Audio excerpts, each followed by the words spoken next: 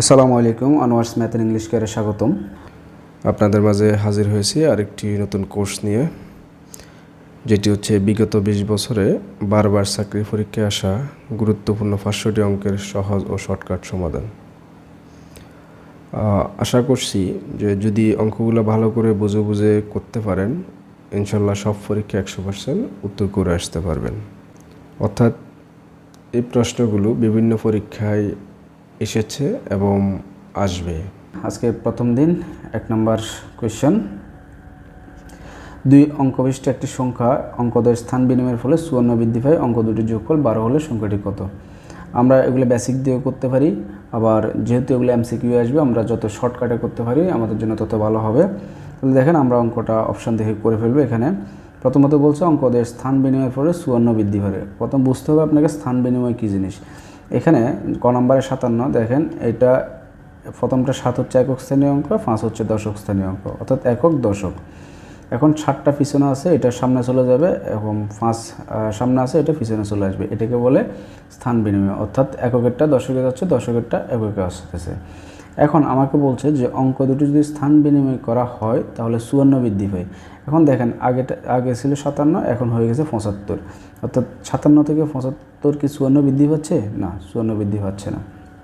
57 থেকে 75 পার্থক্য কত? সম্ভবত 18। এবার আসি আমরা খ নম্বর দেখি। 75, এটাকে যদি আপনি স্থান বিনিময় করেন, এটা হয়ে যাবে 57।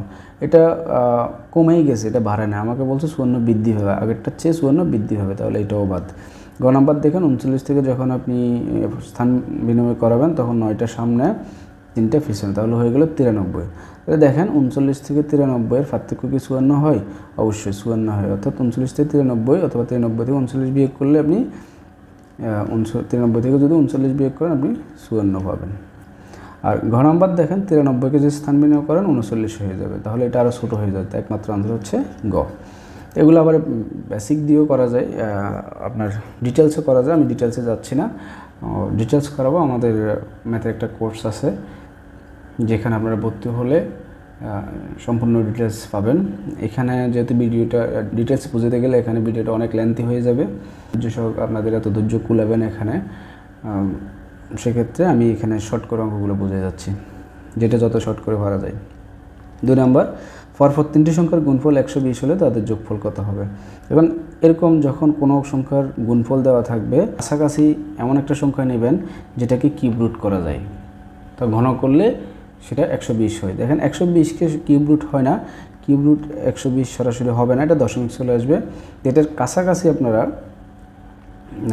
সেটা কাছাকাছি একটা গণসংখ্যা নেবেন, যেটা হচ্ছে ধরেন 125, অর্থাৎ 5কে আপনি কিউব করলে 125 হয়, তাহলে 120-এর কাছাকাছি একটা সংখ্যা নেবেন।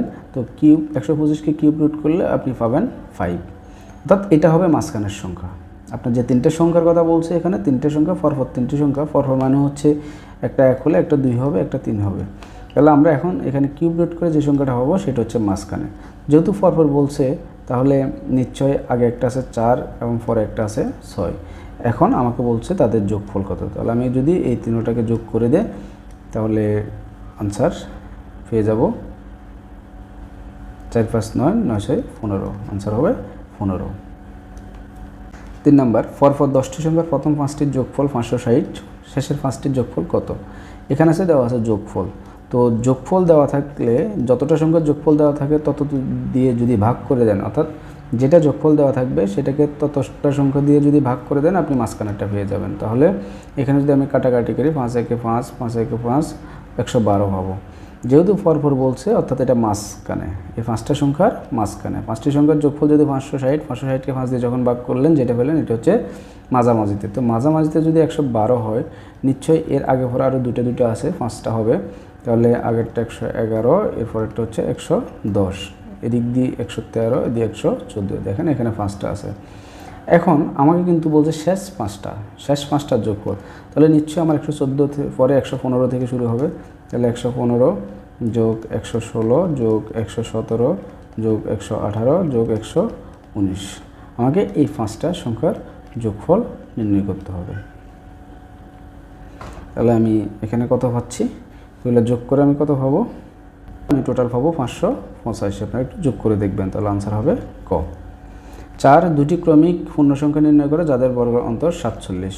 বর্গের অন্তর দেওয়া থাকলে দুটো সংখ্যা নির্ণয় করার সূত্র হচ্ছে, এখানে একটা সূত্র আছে, আবার আপনি আরও শর্টকাটে করতে পারেন। যখন বর্গের অন্তর আপনাকে দেওয়া থাকবে, পরপর দুটো ক্রমিক সংখ্যা বলবে, তখন আপনি অপশানে দেখবেন যে কোন দুটি সংখ্যাকে যোগ করলে অন্তরের সমান হয়, অর্থাৎ দুটি সংখ্যার যোগফল।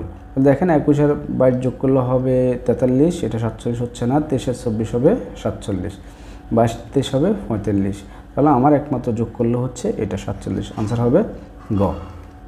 আবার দেখেন আরও একটা সিস্টেমে বের করা যায়, যখন বর্গের অন্তর দেওয়া থাকবে তখন আপনাকে বড় সংখ্যাটি বের করার জন্য একটা সূত্র, আর ছোটো সংখ্যাটি বের করার জন্য একটা সূত্র, সেটা হচ্ছে বর্গের অন্তর যেটা দেওয়া থাকবে সেটার সাথে 1 যোগ করে 2 দিয়ে ভাগ করবেন। তাহলে বর্গের অন্তর দেওয়া আছে 47 প্লাস 1 / 2, তাহলে 48/2 আপনি পেয়ে যাবেন 24। তাহলে বড়টা যদি 24 হয়, তাহলে যেহেতু দুটো ক্রমিক সংখ্যা, তাহলে নিশ্চয় ষোলোটা তার আগেরটা হবে, অর্থাৎ 23 আর 24 যোগ করলে দেখেন আপনার 47 হয়ে যাবে। 5 কোনো সংখ্যা 40% সাথে 42 যোগ করে ফলাফল হবে ওই সংখ্যাটি। অর্থাৎ এখানে আপনাকে যে অপশনগুলো দেওয়া আছে, এগুলোর কোনোটার যদি 40% নেন, তার সাথে যদি 42 আবার যোগ করেন, তাহলে ফলাফল হবে আবার সেই সংখ্যাটি। তাহলে আমরা এগুলো অপশন দেখে করে ফেলবো। যেমন 70-এর 40%, আপনি 70-এর যদি 40% নেন, তাহলে কত হবে? 70-এর 40% বের করার সিস্টেম হচ্ছে আপনার, দেখেন এই 7 যোগ গুণ করবেন, তাহলে 4 × 7 = 28, তাহলে 70-এর 40% হয়ে গেলো 28। বলছে 40%-এর সাথে 42 যোগ করলে, তাহলে এটার সাথে 42 যোগ করেন, দেখেন কত হয়, তাহলে 40, 60, 70, তাহলে আমি আনসার পেয়ে যাচ্ছি ক। দেখেন এবার আরেকটা করে দেখা, যেমন খ, এটা যদি আপনি 40% নেন, তাহলে এটা হবে 32, অর্থাৎ 32, এটার সাথে আপনি যদি 42 যোগ করেন, হয়ে যাবে আপনার 74। এভাবে ঘ আপনারা করে দেখতে পারেন, একমাত্র কতে আনসার পাবেন। ওকে। 6 একটি সংখ্যা 301 থেকে যত বড়, 381 থেকে তত ছোট সংখ্যাটি কত? এরকম যত বড় তত ছোট যদি কোনো প্রশ্নে থাকে, তাহলে আপনারা শুধু একটা নিয়ম ফলো করবেন, এখানে যে দুটো সংখ্যা দেওয়া থাকবে সেই দুটোটাকে যোগ করে দিবেন। 301 যোগ 381, এটাকে যোগ করে 2 দিয়ে ভাগ করে দিবেন, তাহলে আপনারা আনসার পেয়ে যাবেন। তাহলে এখানে হচ্ছে 682, 682কে 2 দিয়ে ভাগ করলে আপনি পাবেন 341, আনসার হচ্ছে 341। 7 নম্বর, একসঙ্গে একটু গুণে দেখতে হবে।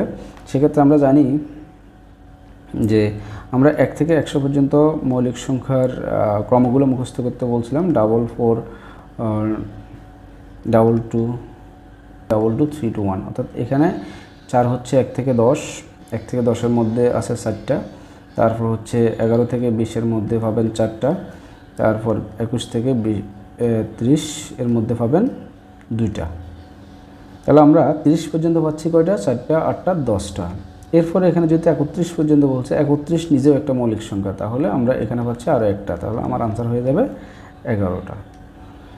আবার আপনারা চাইলে এটা ওভাবে গুণ দেখতে পারেন, যেমন এক তো মৌলিক সংখ্যা না, অর্থাৎ মৌলিক সংখ্যা 2 থেকে শুরু হয়, সেক্ষেত্রে 2, 3, 5, 7, 11, 13, 17, তারপর পাবেন আপনি 19, তারপর পাবেন 23, তারপর 29, তারপর 31। তাহলে কয়টা হচ্ছে? 1টা, 2টা, 3টা, 4টা, 5টা, 6টা, 7টা, 8টা, 9টা, 10টা, 11টা, অর্থাৎ 11টা হচ্ছে মৌলিক সংখ্যা। মনে রাখবেন, এক মৌলিক সংখ্যা না, একের পরে 2 থেকে শুরু হবে মৌলিক সংখ্যা, আর 1 থেকে 100 পর্যন্ত টোটাল মৌলিক সংখ্যা পাবেন আপনি 25টি। 8 নম্বর বলছে নিচের কোনটি মৌলিক সংখ্যা? মৌলিক সংখ্যা কোনগুলো? যে সংখ্যাগুলোকে অন্য কোনো সংখ্যা দ্বারা ভাগ করা যায় না। এখানে একমাত্র 91কে ভাগ করা যাচ্ছে, 7 × 91, এটা হয় 143, 11 × 13, এটাকে ভাগ যায় 47, 47কে আপনি ভাগ দিতে পারবেন না, একমাত্র এটাই হবে আনসার। 87কে আপনি ভাগ দিতে পারবেন, 3 দিয়ে ভাগ দিতে পারবেন, 3 29, অর্থাৎ 3 29-এ 87 হয়, একমাত্র 47কে আপনি ভাগ করতে পারবেন না, সেজন্য এটা হচ্ছে মৌলিক সংখ্যা। 89 নম্বর বলছে 2 অঙ্ক বিশিষ্ট কোনো সংখ্যার অঙ্কদের দুটি অন্তর 2, অন্তর মানে হচ্ছে বিয়োগফল। অঙ্ক দুটি স্থান বিনিময় করলে যে সংখ্যা পাওয়া যায় তা প্রদত্ত সংখ্যার দ্বিগুণ অপেক্ষা 6 কম। এ ধরনের অঙ্কগুলো অপশন দেখে করার চেষ্টা করবেন, একটু বুঝবেন, তাহলে অঙ্কগুলো ক্লিয়ার হয়ে যাবেন। দেখেন এখানে 2টা সত্য, একটা হচ্ছে 2 অঙ্ক বিশিষ্ট কোনো সংখ্যার অঙ্ক দুটির অন্তর 2, এই একটা সত্য, অন্তর 2। আরেকটা বলছে অঙ্ক দুটি যদি স্থান বিনিময় করে, স্থান বিনিময় আমরা ফার্স্টে দেখছি যে স্থান বিনিময় হচ্ছে, যেমন এখানে একটা একক হচ্ছে 7, দশক হচ্ছে 2, তাহলে আগেরটা পরে, পরেরটা আগে দেওয়া, অর্থাৎ 4 এটা চলে যাবে সামনে, 2 চলে যাবে পিছনে। এটা হচ্ছে স্থান বিনিময়। এখন শর্ত হচ্ছে একটা হচ্ছে অন্তত 2 থাকবে, আরেকটা হচ্ছে স্থান বিনিময় করলে যে সংখ্যা পাবেন সেই সংখ্যা প্রদত্ত সংখ্যার দ্বিগুণ অপেক্ষা 6 কম। আমরা এগুলো অপশন থেকে করবো। তাহলে এখানে দেখেন ক, খ, গ, ঘ, 4টা অপশানে কিন্তু অন্তত 2 আছে, অর্থাৎ 4 থেকে 2, 2, 5 থেকে 3 মাইনাস করলে 2, 4 থেকে 2 মাইনাস করলে 2, 5 থেকে 3 মাইনাস করলে 2। তাহলে প্রথম শর্তের সাথে কোনো সমস্যা নেই। এবার আমরা আসবো দ্বিতীয় শর্তে। দ্বিতীয় শর্তে যদি আমরা স্থান বিনিময় করাই, দেখেন 24 থেকে 42 স্থান বিনিময় করালাম, করানোর পরে আমরা হইলাম কত 42, কিন্তু বলছে আপনি স্থান বিনিময় করালে যেটা পাবেন তার প্রদত্ত সংখ্যার দ্বিগুণ। প্রদত্ত সংখ্যা কোনটা? প্রদত্ত সংখ্যা হচ্ছে 24, 24কে আপনি যদি দ্বিগুণ করেন কত হবে 48, 48 অপেক্ষা 6 কম পড়ছে, প্রদত্ত সংখ্যার দ্বিগুণ অপেক্ষা 6 কম। তো 48 থেকে যদি আরও 6 কমান তাহলে হবে 42। তাহলে আমি দেখতে পাচ্ছি এটা মিলে গেল, তাহলে আনসার হবে ক নাম্বার। আমি আরেকটা দেখাই, যেমন ক নাম্বার যদি আপনাদেরকে দেখাই, 42কে যদি আপনি স্থান বিনিময় করেন হয়ে যাবে 24, কিন্তু এটা আর অনেক কমে যাচ্ছে। এখানে বলছে দ্বিগুণ অপেক্ষা 6 কম হবে। এটা দ্বিগুণ অপেক্ষা 6 কম হলে তো হলে 42কে যদি আপনি দ্বিগুণ করেন তাহলে হবে 84, 84 থেকে যদি 6 কম হয় তাহলে হওয়ার কথা ছিল এটা কত, 84 থেকে 6 গেলে 78। এটা একটু দেখায়, 53 এটাকে যদি আপনি স্থান বিনিময় করেন হবে 35, কমে গেলে তাহলে এটাই হবে না। তাহলে আমার আনসার পাবো ক। একটু রিপিট করে শুনবেন তাহলে আর ভালো করে বুঝবেন। 10 নম্বর, দুটি সংখ্যার বর্গের সমষ্টি 13, সংখ্যা দুটির গুণফল 6 হলে সংখ্যা দুটির বর্গের অন্তর কত? এই অঙ্কটা আমরা ডিটেলস করতে পারি। যেমন আপনাকে দুটি সংখ্যার বর্গের সমষ্টি বলছে, তো একটা এক্স ধরলাম, একটা ওয়াই ধরলাম, এই দুটাকে যদি বর্গ করি এবং এটাকে সমষ্টিগুলো প্লাস করলে আমাকে বলছে 13 হবে। আবার আমাকে বলছে দুটির গুণফল 6, অর্থাৎ এক্স আর ওয়াই যদি আমি গুণ করি তাহলে কত হবে? 6 হবে। এখন আমরা এই 6কে যদি এভাবে লসাগু আকারে করি, অর্থাৎ আমরা পাচ্ছি 2 আর 3। তো একটা সংখ্যা যদি আমি 2 ধরি এবং আরেকটা সংখ্যা যদি 3 ধরি, দেখেন এই দুটাকে যদি আমি বর্গ করি এবং প্লাস করি কিন্তু 13 হয়ে যাচ্ছে, অর্থাৎ 2 দুগুণে 4, 3 তিরিকা 9, 4 আর 9 সমান কিন্তু 13 হয়। আমার এই শর্ত মিলে যায়। আবার দেখেন 2 আর 3 গুণ করলেও কিন্তু 6 হয়ে যায়। অর্থাৎ আমি যদি এই 2 এবং 3, একটা সংখ্যা 2 একটা সংখ্যা 3 ধরি, তাহলে 2 স্কোয়ার প্লাস 3 স্কোয়ার সমান 13, এই শর্ত মিলে। আবার এই দুটাকে গুণ করলে 6ও মিলে। তাহলে আমি একটা প্রশ্ন x সমান পেয়ে গেলাম, আমার একটা সংখ্যা x সমান পেয়ে গেলাম 2 এবং y সমান পেয়ে গেলাম 3, অথবা x সমান 3 y সমান 2 যেটাই হয়। এখন প্রশ্ন আমাকে বলছে দুটির বর্গের অন্তর, অর্থাৎ এই দুটাকে আপনাকে বর্গ করে অন্তর বলতে বিয়োগফল।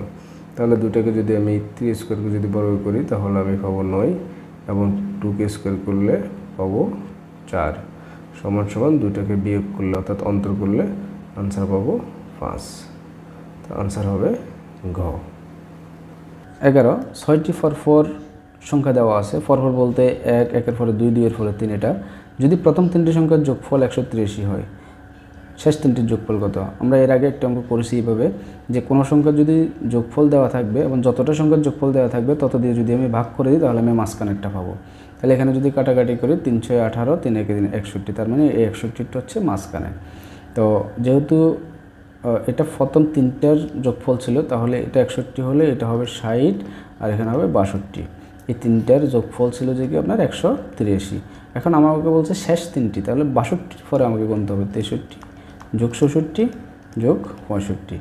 এখন এই 3টা যোগ করে আমি যা পাবো তাই হবে আনসার। তাহলে কত হবে? 5 4 9, 9 3 12, 2 318 19, অর্থাৎ 192 হবে এই প্রশ্নের উত্তর। 12, এক ব্যক্তি 30 মাইল বেগে 2 ঘন্টা ভ্রমণ করার পর পরবর্তী 3 ঘন্টা 60 মাইল পথ অতিক্রম করে। সম্পূর্ণ পথের জন্য গড় গতিবেগ কত? গড় আমরা কীভাবে বের করি? গড় সবসময় গড় বের করার সূত্র হচ্ছে সমষ্টি বাই সংখ্যা। সমষ্টি কী দিয়ে ভাগ করা হয়? সংখ্যা দিয়ে ভাগ করা হয়। ওকে, এখন দেখেন প্রথম আপনি যে 2 ঘন্টা গেলেন, 2 ঘন্টা ঘন্টায় 30 মাইল, ঘন্টায় 30 মাইল মানে হচ্ছে আপনি 1 ঘন্টায় 30 মাইল। তাহলে 2 ঘন্টাতে কত গেলেন?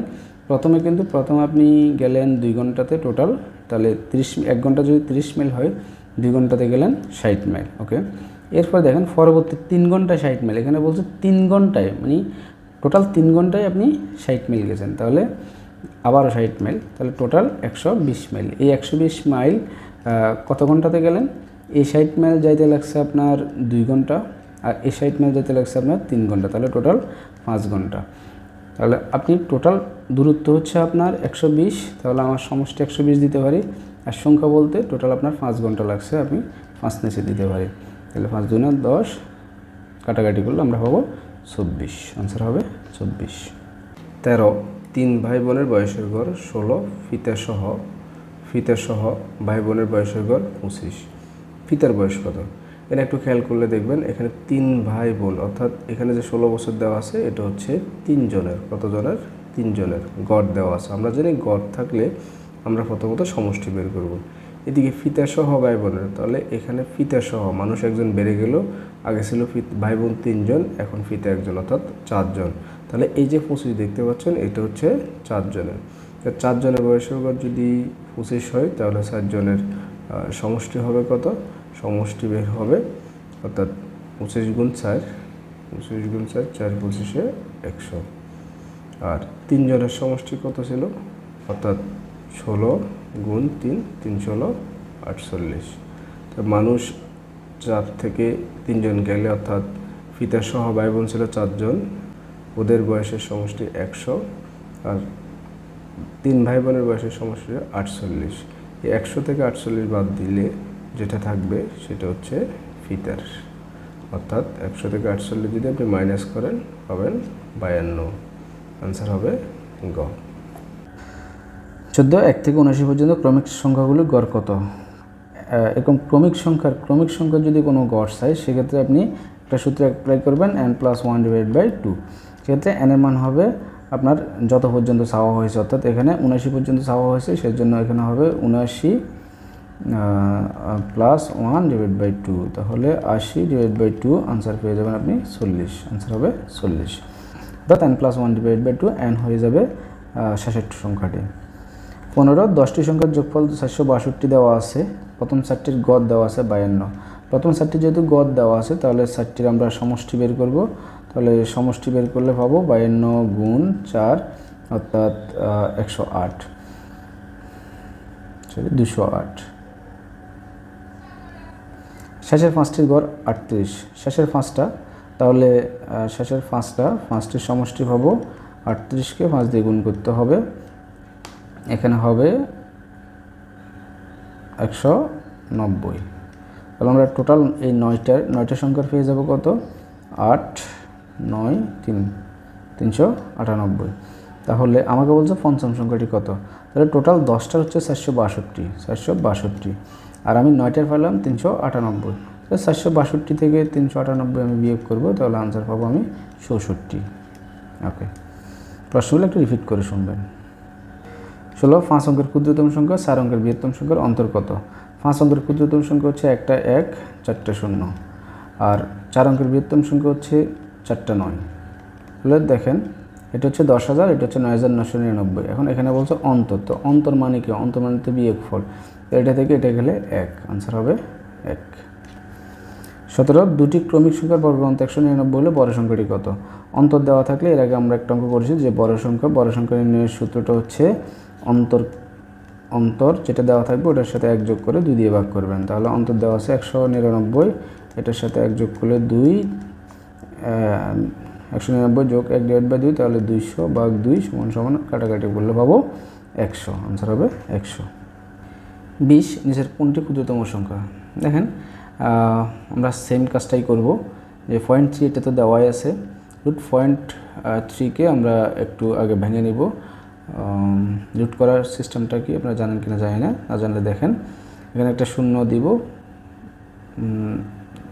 আমরা জানি বর্গমূল করতে হলে আমরা 2 গুণ নিই, তাহলে 2 গুণ নিলাম, একটা পয়েন্ট দিলাম। এখন এটাকে আমরা যদি এই দুইটা ধরে এমন একটা সংখ্যা নিতে হয় যেটাকে স্কোয়ার করলে এটার কাছাকাছি চলে যায়, তো 5কে স্কোয়ার করলে এটা 30-এর কাছাকাছি চলে যাবে, 6 স্কোয়ার করলে 36 হয়ে যায়, তাহলে 6 নিতে পারবো না, এটা নিতে হবে 5। তাহলে আমরা যদি মাইনাস করি এখানে 5, তাহলে এরপরে আরও কাজ আছে, কিন্তু আমরা একটা পেয়ে গেলাম যে 0.5, আপাতত ধরে নিলাম 0.5, এরপরে আরও আছে, সেটা করার দরকার নাই। দেখেন এখন এবার এখানে আছে 3/1, তো আমি যদি এটাকে 3/1 আছে, এটাকে যদি আমি ভাগ করি ম্যানুয়ালি, তাহলে দশমিক দিলাম, এখানে একটা শূন্য দিলাম, 3 3 9, আবার 1 থাকে, আবার 3 3 9, তাহলে এখানে পাচ্ছি মোটামুটি 0.33 এভাবে যাইতে থাকবে। এটাকে যদি আপনি ভাগ করেন, এখানে দেখেন পয়েন্ট দিলেন, শূন্য দিলেন, 4 5 20, তাহলে এখানে পাচ্ছেন 0.4, আর কত পাইছিলাম 0.3 যেটা দেওয়া আছে। তাহলে দেখেন 0.3, 0.5, 0.33, 0.4, এই চারটার মধ্যে সবচেয়ে ছোটো কোনটা? অবশ্যই 0.3। সেক্ষেত্রে আমরা বলতে পারবো ক্ষুদ্রতম হচ্ছে 0.3। ধন্যবাদ।